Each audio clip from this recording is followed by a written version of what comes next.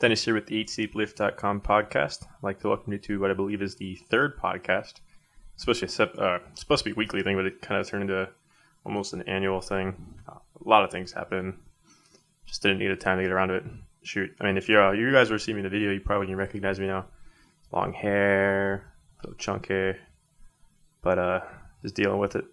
Dealing with all your YouTube comments. I gotta tell you, so you guys are pretty funny people. But well, I'll try and scour up some of the funniest stuff I've come across, like Muppet. I thought that was great. But yeah, I'll try to scrounge those up. Jason was supposed to join me for this podcast today, but he's a little busy getting stuff done before he goes away for a bit.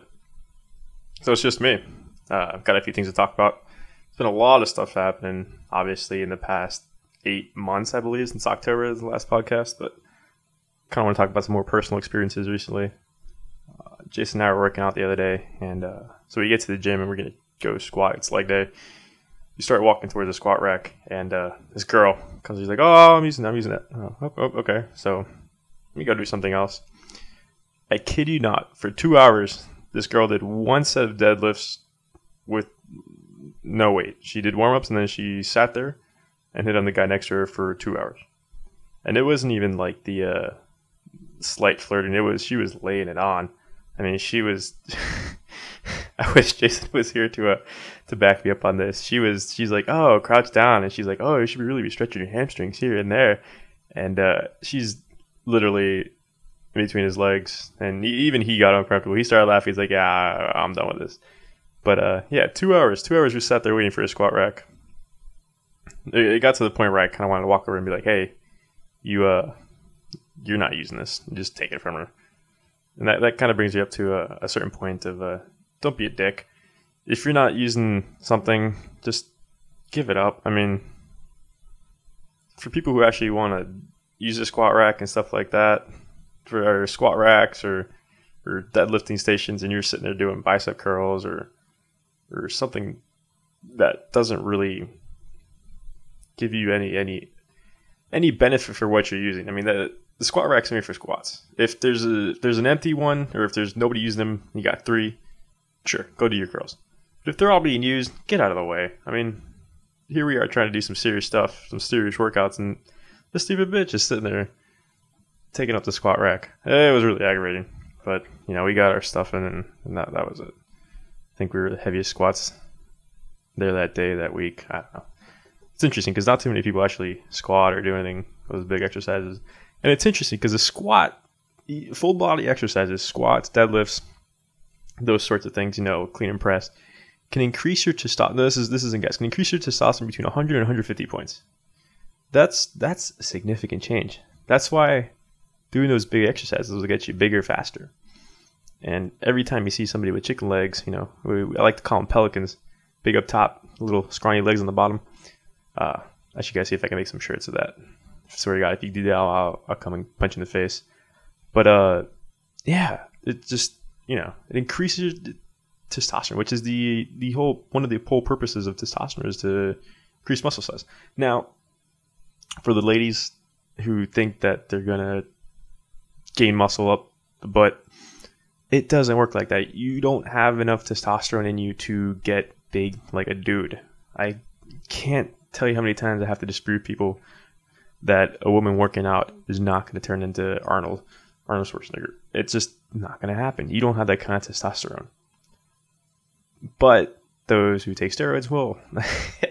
which actually another funny story. At the same day at the gym, we were doing, I don't know what the hell we were doing. We were on the other side of the gym, and I hear somebody talk. It's like, "Hey, oh my God, it's like, I don't know, you do our hip press." And I turn around expecting to see a woman, and it was a dude. And I'm a little shocked, but whatever. And then I hear, "Oh yeah, well, I've been doing this for a while." And I turn around and it was a chick. Oh my God.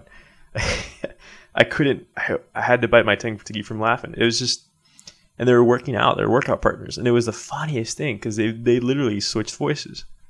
And I'm sure she was taking steroids because she was bigger than I was. And I don't know about him. He was pretty cut.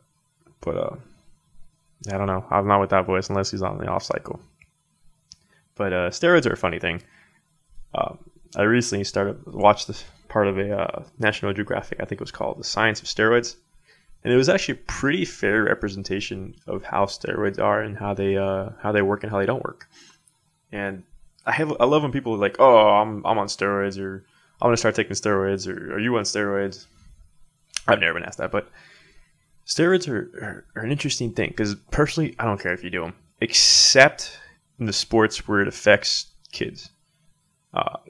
They can do it in powerlifting, but and other sports. But when you get to stuff like baseball and football, that's where I have an issue with it.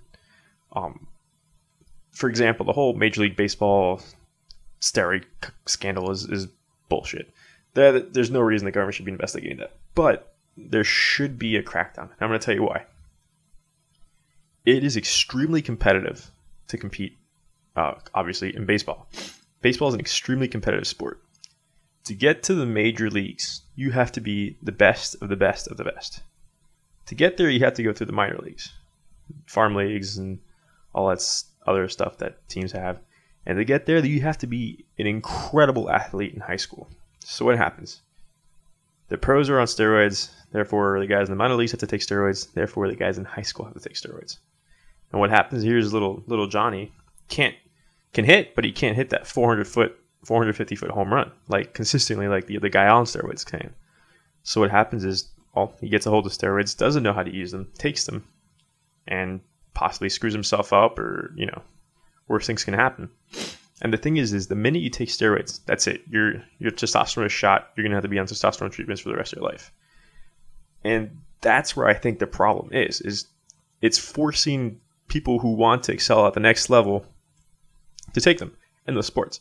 Like I said, I don't have a problem with them in sports where kids can't necessarily play, like in the backyard. Powerlifting, go for it. Bodybuilding, go for it. I don't care. As long as we separate the natural bodybuilders and powerlifters from the drug powerlifters and bodybuilders, it's fine with me. And I'd even say let's have separate leagues, separate NFL and baseball leagues and whatnot. But the thing is, at that point, who would watch the normal guys? No one would. But steroids do have their place. You have to know how to use them. A lot of people just buy this stuff off the street and don't know how to use them, or take them and don't even work out. I can't tell you how many stories I've heard of people like, oh, little scrawny kids who want to get big, so they take the steroids, but they don't work out. It doesn't work like that. They're not this magic pill. You have to put in the work when you take them. It's just not going to happen overnight. So I think tends to be this common misconception that people who take steroids take shortcuts. They're out there busting their ass more than everybody else, which is why they're taking them.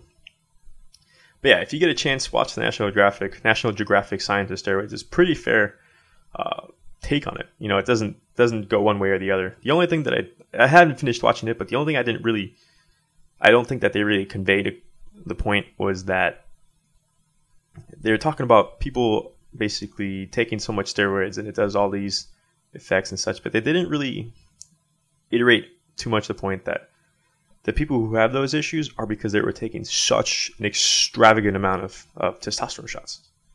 Because that's essentially what steroids are. It's artificial testosterone. There's a point where they talk about some bodybuilders taking 1,000, 3,000 times the weekly limit or the weekly normal testosterone production of a male.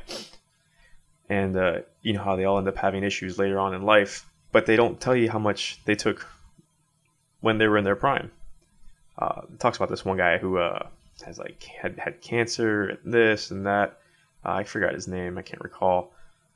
But going back to the same point, they didn't talk about how all his bodybuilders consumed or inject themselves with that amount of steroids. But that's a topic that will continue on for a while, and continue on for a long time. And if you've never seen the documentary Bigger, Faster, Stronger, I believe it's called, I highly recommend it. I believe it's on Netflix. So yeah, just go check it out. It's also on steroids.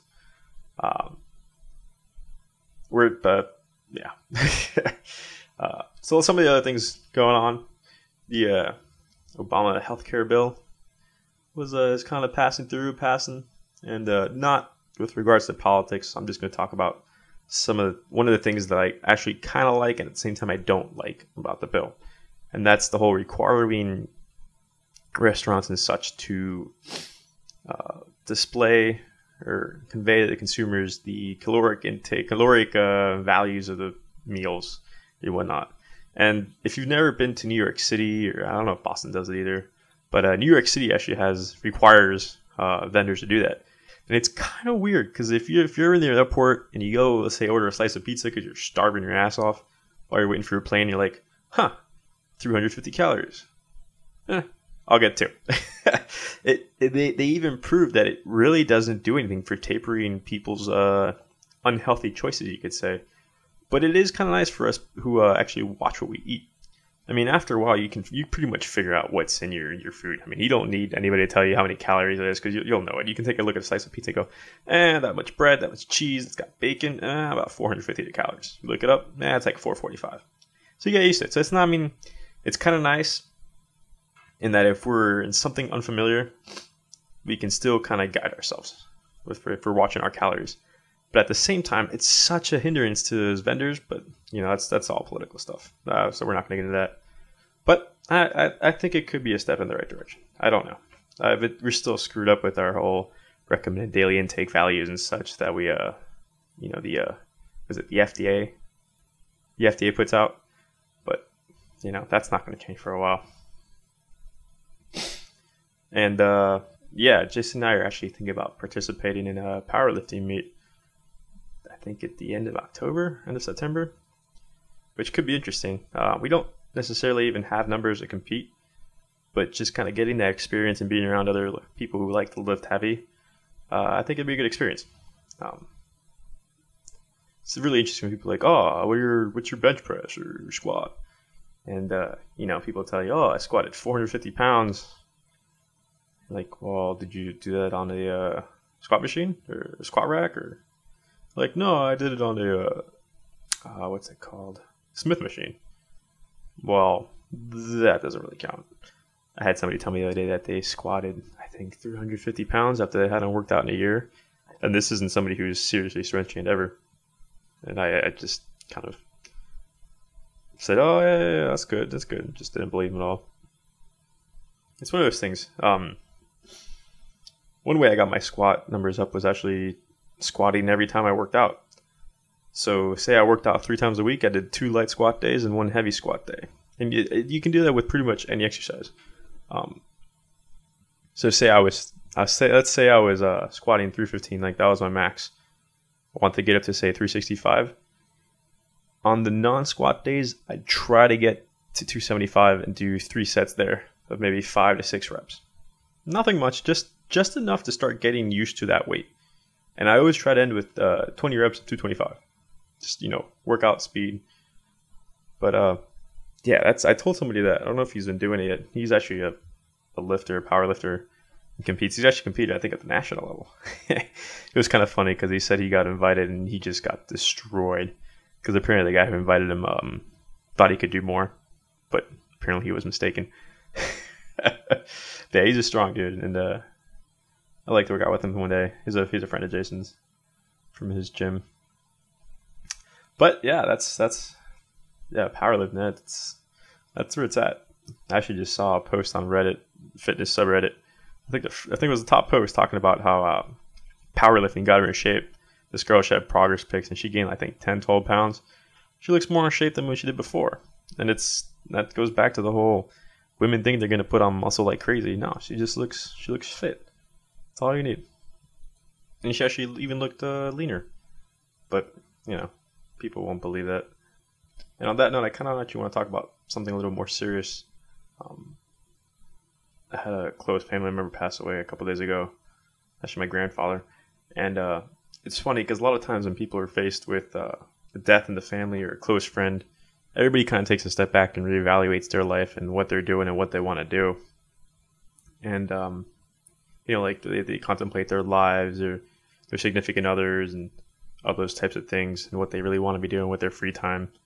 And as I'm doing that, like the day after, 2 days after, or even since, I think most people would look at their workouts and go, I don't want to do that. I'd rather go out there and party or hang out with these people or that people and go ride roller coasters or ski or anything like kind of exciting or sports, not even sports, just shopping, shit like that.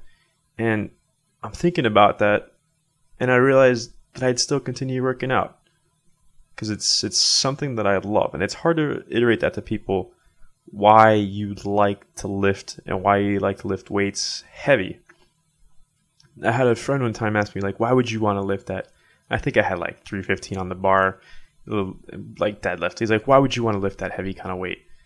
And I said, well, why wouldn't you? It's pushing your body to its natural limits, seeing what you can do. It's especially the deadlift. The deadlift is the most basic exercise.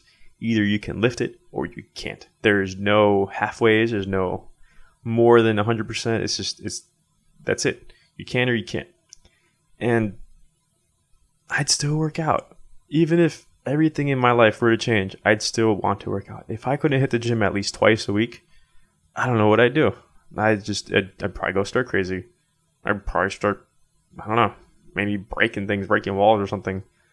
But yeah, it's you reevaluate your life and you realize what's really important to you. And that's something I'm passionate about. And it's funny because people will say like, oh, well, you're fat and you don't know shit and blah, blah, blah. I don't care. I still lift. I do what I do. I try to lift heavy and I try to lift heavier. And you can't take that away from me. So, Dennis here with eatsleeplift.com. Thank you for listening, subscribing. Until next time, remember, lift heavy.